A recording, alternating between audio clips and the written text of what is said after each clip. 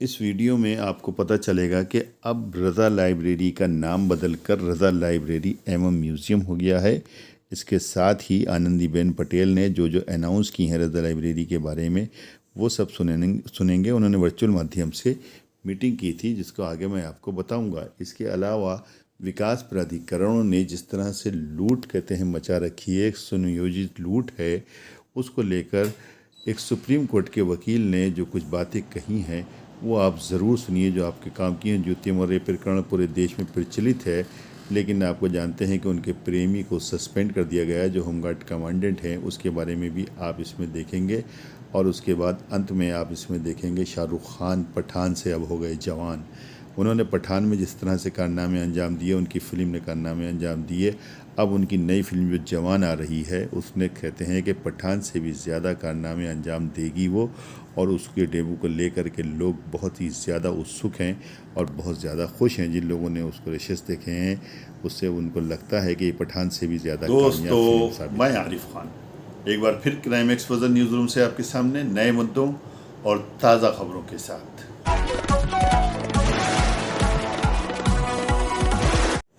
तो शुरुआत सबसे पहले रामपुर से आपको बता दूं, उत्तर प्रदेश की राज्यपाल आनंदीबेन पटेल जो रज़ा लाइब्रेरी की अध्यक्ष भी हैं, उनका आज दौरा प्रस्तावित था लेकिन किन्हीं कारणों से कैंसिल हो गया। उन्होंने वर्चुअल माध्यम से मीटिंग करने के बाद में बहुत सी बातें रज़ा लाइब्रेरी के बारे में कही। एक तो उसका नाम बदला गया, अब रज़ा लाइब्रेरी एंड म्यूज़ियम के नाम से उसको पुकारा जाएगा। और दूसरी बात यह है कि जो फ्राइडे की छुट्टी होती थी अब वो न होकर के सोमवार की छुट्टी हुआ करेगी। 7 करोड़ 24 लाख रुपए म्यूज़ियम के लिए उन्होंने दिए हैं जो उसके लिए विकास कार्यों में खर्च होंगे।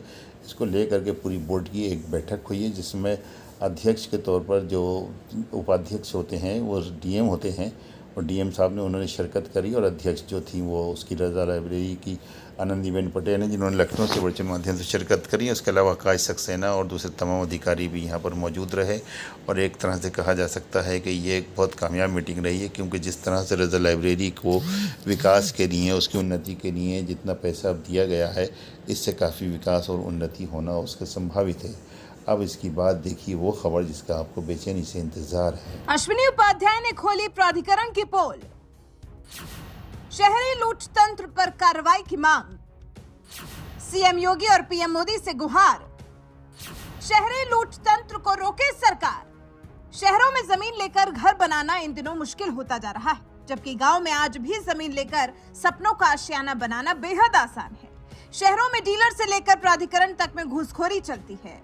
लोग पहले तो मोटा पैसा देकर जमीन लेते हैं, उसके बाद लोगों को उसमें घर बनाने के लिए पैसे देने पड़ते हैं। कई बार तो नक्शा पास कराने तक के लिए लाखों की घूस देनी पड़ती है। जबकि गांव में अगर किसान जमीन का टुकड़ा खरीदता है तो उसकी मर्जी होती है, वो जैसे चाहे इस जमीन को यूज कर सकता है। ऐसे में जरूरी है कि सरकार इस तरफ ध्यान दे। अगर आप भी शहर में जमीन लेकर घर बनाने की सोच रहे हैं या फिर जमीन ले चुके हैं और अब प्राधिकरण या प्रॉपर्टी डीलर से परेशान है, तो ये खबर आपके लिए है। इसे और बेहतर तरीके से समझाया है सुप्रीम कोर्ट के वकील अश्विनी उपाध्याय ने। उन्होंने बताया कि शहरों में किस तरह से ऑर्गेनाइज लूट की जा रही है। इसे पूरे तरीके से आसान भाषा में समझाया है। यदि आप शहर में रहते हैं तो ये वीडियो पूरा देखिए और देखने के बाद अपने शहरी मित्रों को फॉरवर्ड भी कर दीजिए। किस तरीके से शहर में एक ऑर्गेनाइज्ड लूट हो रही है, ऑर्गेनाइज्ड करप्शन हो रहा है, उसका मैं आपको एग्जांपल देता हूं। गांव में मान लीजिए कोई किसान जमीन खरीदता है खेती करने के लिए। 100 बाई 200 फीट का प्लॉट है, 100 फीट लंबा, 200 फीट गहरा। अगर उसने प्लॉट खरीदा, उस पर मेड़ बनाएगा और अपनी पसंद से जो उसको फसल उगाना उगाएगा। वो 2 बार फसल उगाए, 3 बार फसल उगाए, उसके लिए कोई नक्शा पास कराने की जरूरत नहीं, किसी परमिशन की जरूरत नहीं। उस जितना पैसा देगा उस पूरे के पूरे एरिया पर अपना मेड़बंदी करेगा, ना उसको लेफ्ट छोड़ना, ना राइट छोड़ना, आगे छोड़ना, ना पीछे छोड़ना। लेकिन शहरों में पता चला आपने 20 बाई 40 का प्लॉट खरीदा, 50 बाई 100 का प्लॉट खरीदा, तो पहले भाई आगे भी आप 10 फीट छोड़ो, पीछे भी 10 फीट छोड़ो, दाएं भी 10 फीट छोड़ो, जो भी है दुनिया का नक्शा पास कराओ।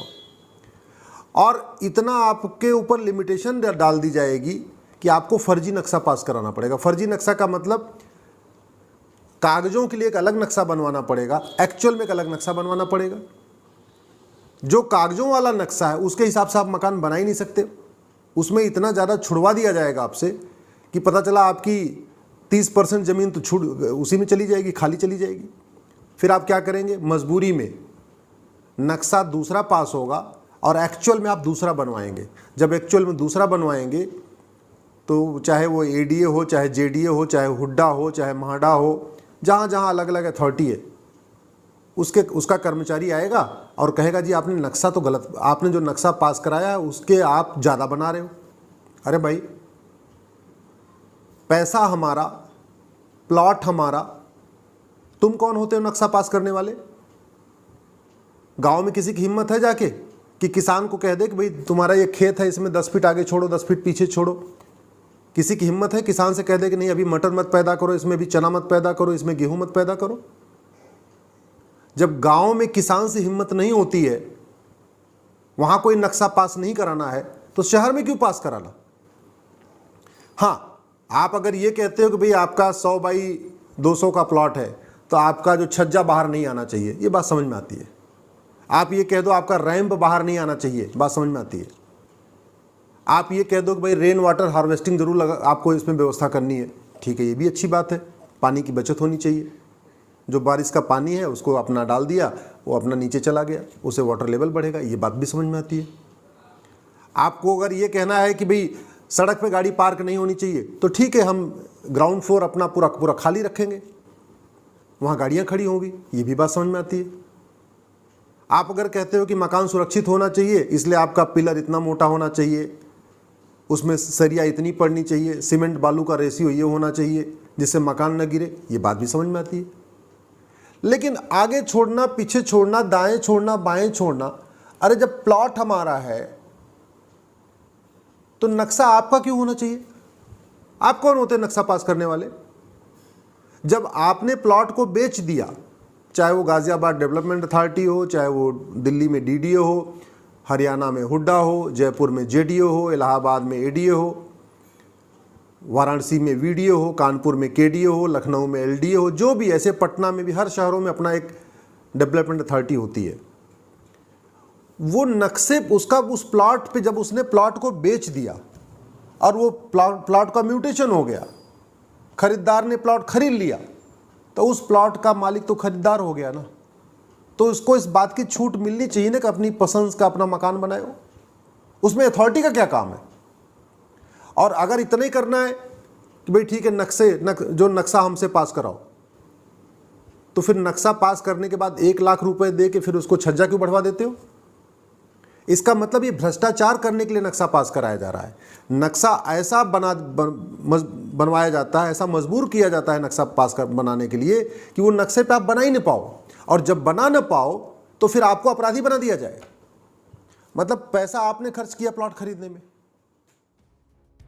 अपने सपनों का महल बनाने के लिए जो जमीन ली जाती है उस पर किस तरह से ऑर्गेनाइज लूट की जा रही है। सुप्रीम कोर्ट के वकील अश्विनी उपाध्याय ने पीएम मोदी और सीएम योगी से भी अपील की कि इस तरह की लूट खसोट को रोका जाए। सब वास्तु के हिसाब से मकान बनाते हैं। वास्तु के हिसाब से लोग वैसे ही इतने कॉन्शियस हो चुके हैं। शहर में जो भी मकान बनाता है, छोटा छोटा मकान बनाता है, 100 गज के प्लॉट भी मकान बनाता है, तो वो भी देखता है वास्तु के हिसाब से बनाता है कि किचन कहाँ होना चाहिए, उसका पूजा रूम कहाँ होना चाहिए, उसका बेडरूम कहाँ होना चाहिए। खुद ही लोग कॉन्शियस हैं। तो इसमें ये जीडीए या नोएडा अथॉरिटी या हुड्डा या जयपुर अथॉरिटी या डीडीए और KDA, LDA, PDA, MDA, TDA का क्या काम है भाई?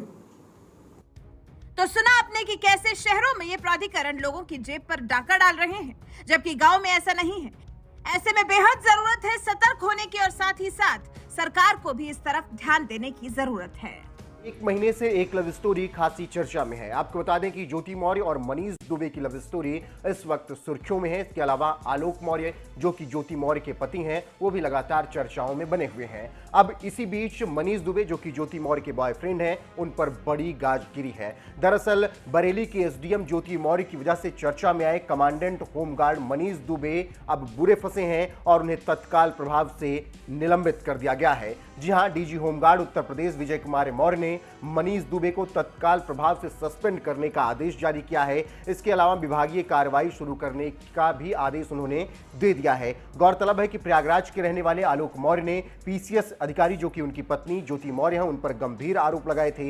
इसके बाद पति पत्नी के बीच की कलह सड़कों पर आ गई, फिर मीडिया में सुर्खियां बनना शुरू हुई। इस बीच मनीष दुबे की भी एंट्री हुई जो कि ज्योति मौर्य के बॉयफ्रेंड हैं। लेकिन अब वही मनीष दुबे बुरे फंसे हैं और उन्हें तत्काल प्रभाव से निलंबित कर दिया गया है। जानकारी देते चलें कि पीसीएस अधिकारी ज्योति मौर्य की शादी आलोक मौर्य के साथ 10 साल पहले हुई थी। पति आलोक मौर्य का कहना था कि पत्नी का अवैध संबंध गाजियाबाद में होमगार्ड कमांडेंट के पद पर तैनात मनीष दुबे से था। आलोक मौर्य ने दावा किया था कि फरवरी महीने में दोनों को सरकारी आवास पर आपत्तिजनक हालत में उन्होंने पकड़ा भी था।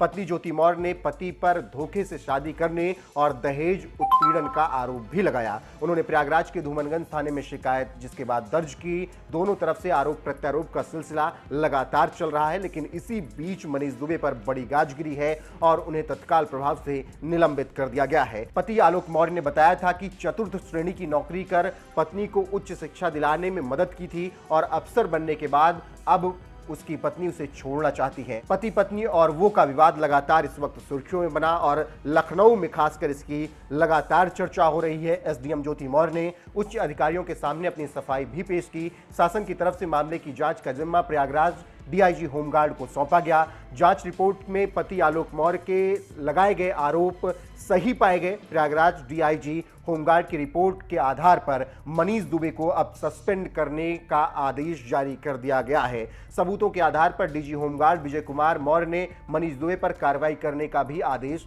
जारी किया है। तो इससे आप समझ सकते हैं कि किस तरीके से पति पत्नी और वो की हालत अब पतली हो चुकी है और मनीष दुबे पर बड़ी गाज गिरी है। इसके अलावा आपको बता दें कि होमगार्ड मुख्यालय ने इसकी जांच डीआईजी संतोष कुमार सिंह को सौंप दी। जांच में दोषी पाए गए कमांडेंट के विरुद्ध कार्रवाई की जो आदेश जारी किया गया है उसके आधार पर तत्काल प्रभाव से मनीष दुबे को निलंबित किया गया है। डिटेन करने आ रहे हैं। हाल ही में शाहरुख खान की फिल्म जवान का प्रीव्यू रिलीज किया गया था जिसे दर्शकों की तरफ से बेहद ही शानदार रिस्पांस मिल रहा है। इतना ही नहीं, जवान के प्रीव्यू को 56 मिलियन से ज्यादा बार देखा जा चुका है और मैक्स मीडिया की रिपोर्ट्स की माने तो ये फिल्म मोस्ट अवेटेड फिल्मों की लिस्ट में भी शामिल हो गई है। दर्शकों को जवान का प्रीव्यू काफी पसंद आ गया है। दर्शकों के साथ साथ बॉलीवुड से जुड़ी हस्तियां भी जवान की पहली झलक पर अपनी प्रतिक्रिया दे रही है। वहीं इसी बीच सलमान खान ने भी दोस्त शाहरुख खान की फिल्म जवान पर अपना रिएक्शन दिया है। सलमान खान ने अपने इंस्टाग्राम अकाउंट पर जवान का प्रीव्यू वीडियो शेयर किया है। साथ ही एक पोस्ट भी लिखा है। सलमान ने जवान पर अपना रिएक्शन देते हुए लिखा, पठान जवान बन गया, बेहतरीन ट्रेलर, बहुत पसंद आया। अब ये ऐसी फिल्म है जिसे हमें सिनेमा घरों में ही देखनी चाहिए। मुझे यकीन है कि मैं इसे पहले दिन ही देखूंगा, मजा आ गया, वाह। तो देखा आपने, सलमान खान ने जवान के प्रीव्यू की तारीफ करते हुए दोस्त शाहरुख खान की फिल्म का प्रमोशन कर दिया है।